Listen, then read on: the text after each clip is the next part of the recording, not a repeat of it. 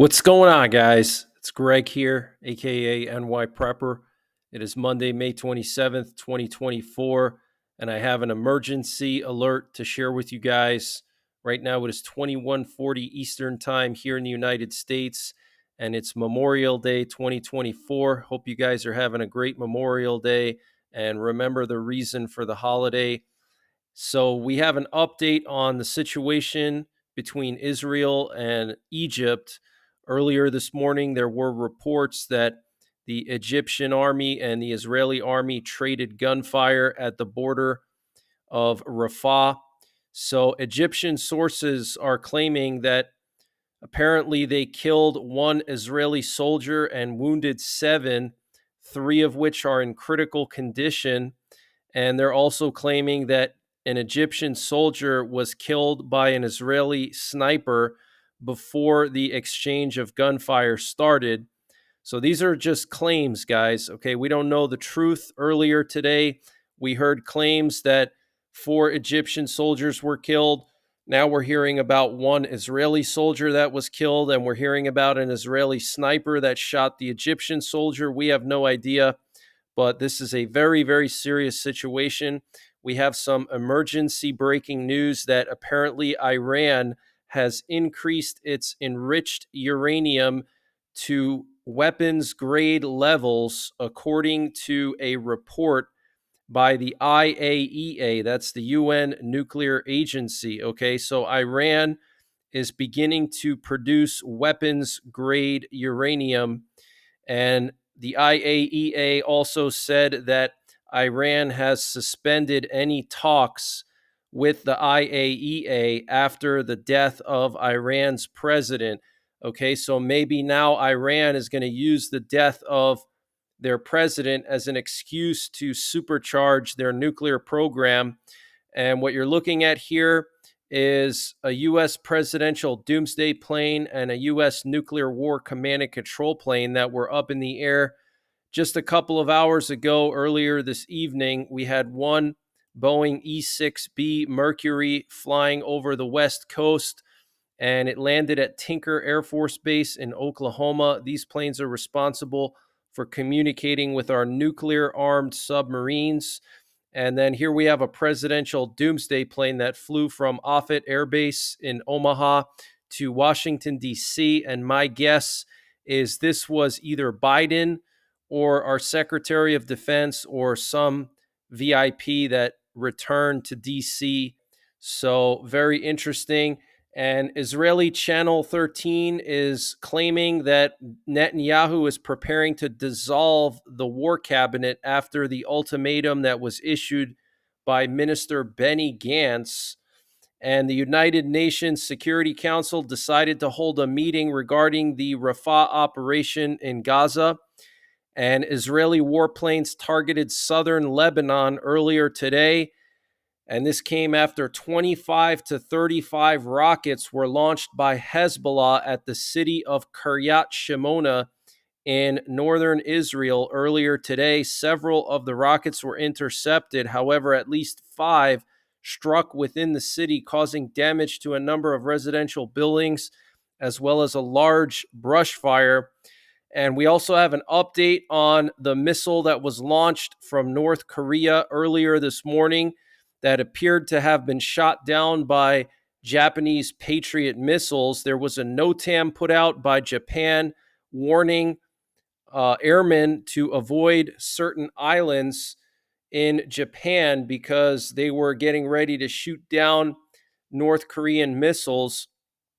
So we're hearing now that supposedly this was not a missile that North Korea launched, but it was the Chalima 1 rocket that was carrying a military spy satellite, and apparently it exploded in the air, which I personally don't believe, but it's possible. I guess it's a rocket engine, so it could blow up in the air. I think Japan shot it down, and we're not being told the truth. And U.S. lawmakers met Taiwan's new president, Lai Ching-te, defying China's objections. And this came literally just 2 days after China wrapped up massive drills where they practiced blockading Taiwan, and they put their long-range missiles on full combat alert, and they were targeting them at Taipei, the capital of Taiwan. For all we know, those long range missiles still have the coordinates of Taipei in their guidance system. Okay. So, all these countries like Russia, China, North Korea, they don't actually do exercises. Those are just disguises for forward deployments. Okay. And the Chinese Foreign Ministry lashed out today, criticizing the United States and threatening them, saying that the United States must understand that if it crosses the red line, it will pay a high price. Wow. And Reuters is reporting that China is going to be conducting rocket launches in the Yellow Sea from May 28th through the 31st. So that's starting tomorrow through Thursday. Okay. Actually, through Friday. I'm sorry. So, very interesting. And the NATO parliament supports Ukraine's right to hit targets inside of Russia using Western arms. This came after Sweden announced that they would allow Ukraine to use their weapons to strike inside of Russian territory. So, NATO is basically green lighting Ukraine to use their weapons inside of Russian territory. That's where this is going, guys. They're also going to start shooting down Russian missiles in Western Ukraine. Okay. And then they're also talking about sending troops into Ukraine. Okay. So you see how things are escalating. This update was sponsored by My Patriot Supply. Guys, My Patriot Supply has brought back their 25% discount on their 3-month emergency food supply. And to get the discount, you got to use the link preparewithnyprepper.com. And the link is in the description below this video. But this 3-month emergency food supply has a 25-year shelf life. It includes over 2,000 calories per day, breakfasts, lunches, dinners, drinks, and snacks, all contained within 6 rugged water-resistant buckets, and free shipping is included. So use the link preparewithnyprepper.com to get $200 off or 25% off of the My Patriot Supply 3-month emergency food supply. The link is in the description below this video. Free shipping is included.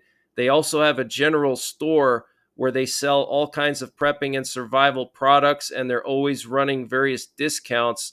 And to get to their general store, you just got to click on the My Patriot Supply logo when you get to preparewithnyprepper.com at the top of the page, and you'll see their general store where they sell all kinds of prepping and survival products, and they're always running discounts here. So use the link preparewithnyprepper.com to get 25% off of the My Patriot Supply 3-month emergency food supply, and the link is in the description below this video. And so there's rumors circulating that NATO is going to allow NATO members that are near Ukraine to shoot down Russian missiles in Western Ukraine. This was reported by the German news company Bild. Apparently, Estonia, Great Britain, Poland, Canada, Lithuania, and France are in favor of this, and the US and Germany are against it. And the president of Estonia discussed with Finland's president allowing Ukraine to use their weapons inside of Russian territory. Finland has already reportedly greenlit the use of their weapons to strike Russian targets after this discussion. And Estonia has confirmed discussions are taking place about sending their troops into Ukraine, but they say that Ukraine needs weapons and not troops at this time. Okay, so we know for sure Sweden is going to allow Ukraine to use their Archer artillery systems against Russian targets. We know for sure that Finland now is going to allow them to use their weapons against Russian targets, and NATO as a whole is talking about allowing all their weapons to be used inside of Russian territory. So this is absolutely huge news, guys. Want to remind you that over the weekend, Ukraine took down another Russian long-range radar system pointed towards the Middle East. This is the Voronezh radar system. It's a long-range early warning radar for Russia's ballistic missile early warning system, critical for a nuclear war. and Ukraine took down two of them. Both of them pointed towards the Black Sea and the Middle East. And I'm wondering if the reason why they took these two down is because they're going to plan a big strike on Crimea, and they want to blind Russia's long-range radars for when they strike the Crimean Bridge or strategic targets inside of Crimea.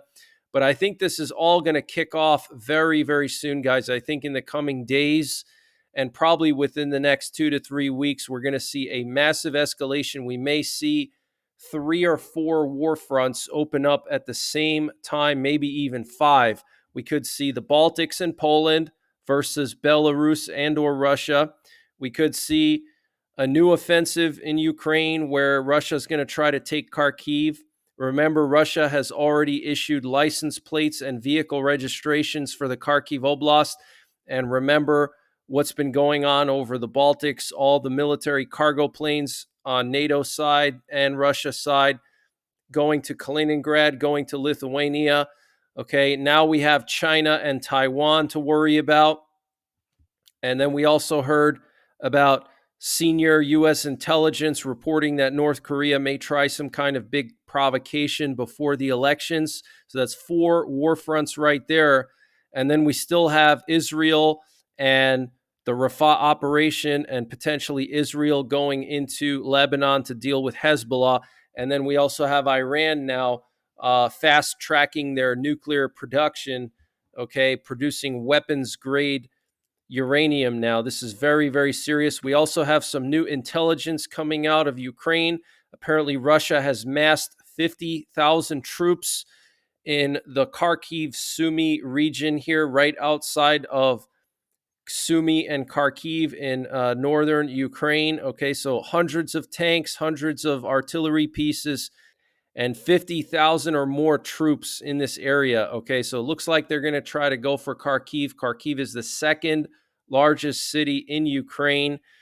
And France is going to be sending instructors to Ukraine soon to train the Ukrainian military. This was confirmed by Ukraine's commander-in-chief, Oleksandr Syrsky, and he said this today after a phone call with the French defense minister. So you see how everything is progressing towards a direct conflict with Russia. Okay, they're talking about shooting down Russian missiles over Ukraine. They're talking about sending instructors, quote unquote, instructors into Ukraine. They're talking about allowing Ukraine to use Western weapons to target Russian forces inside of Russia. So this is escalating quickly, guys, okay?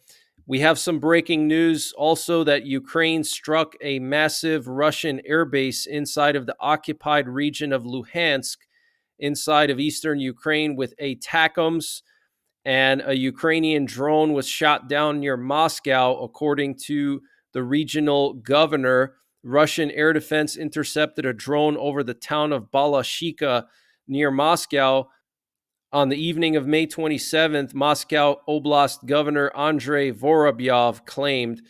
And Ukrainian investigators found an unexploded aerial bomb near the Kharkiv hypermarket that Russia targeted on Friday, killing over a dozen civilians.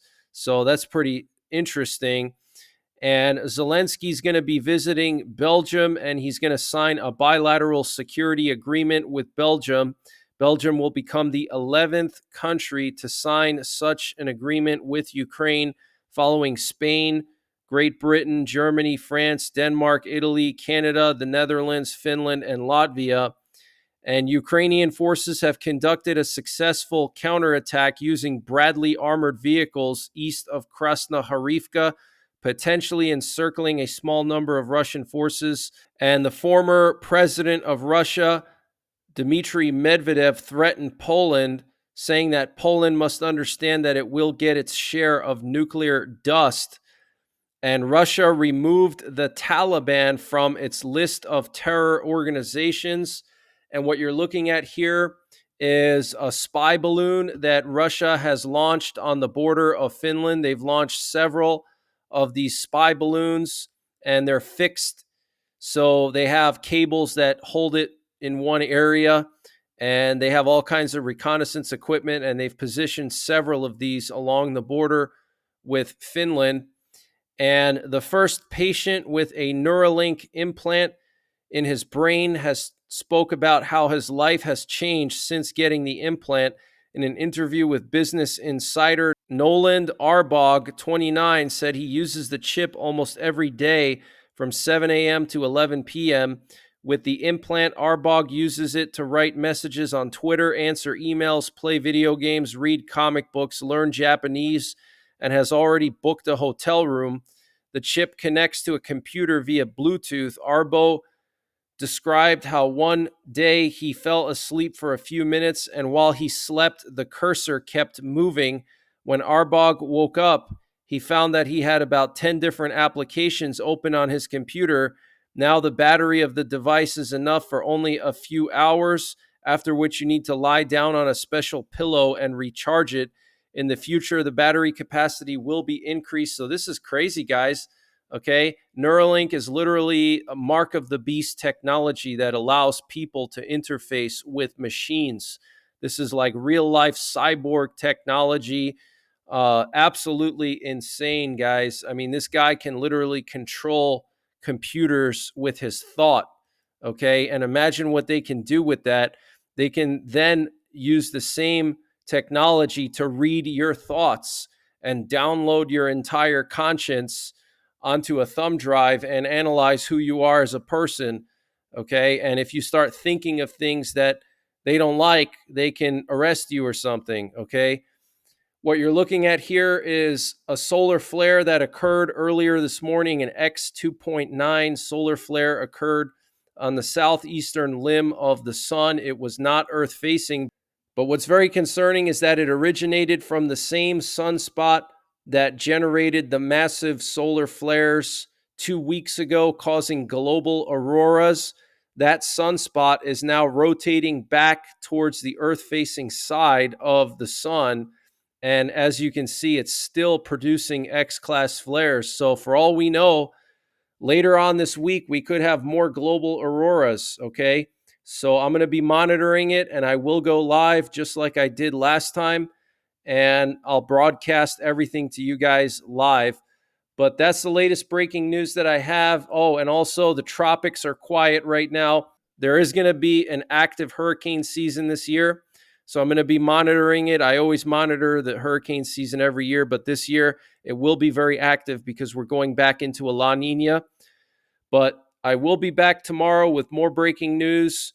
And make sure you're subscribed. Hit the bell icon down below so you get notified when I post these updates. Also, check me out on Telegram and Twitter. I post all these updates on Telegram and Twitter as well. The links to my Telegram and Twitter are in the description below this video. So until tomorrow, enjoy the rest of your Memorial Day. Take care. God bless. And don't forget the 3 Ps: prepare, practice, and persevere. Attention hand loaders, check out Cutting Edge Bullets for some of the best bullets in the industry. They also sell loaded ammo now, and I'm partnering with them to give you a 20% discount. And to get the discount, all you got to do is use the promo code NYPrepper to get 20% off your entire order. And Cutting Edge Bullets makes the best bullets for bear defense and for big bore rifles, big bore handguns. They also make some really, really good bullets for long range enthusiasts, very high BC bullets that are turned on a lathe. So check them out, cuttingedgebullets.com. Use the promo code NYPrepper to get 20% off. I've done a lot of testing with their big bore bear defense bullets and solids, and I can tell you that they have the best solids in the business. So I'm going to leave a link to their website and the promo code in the description below this video, but it's cuttingedgebullets.com, promo code NYPrepper to get 20% off of your entire order, and check out some of their new loaded ammo if you're not a hand loader.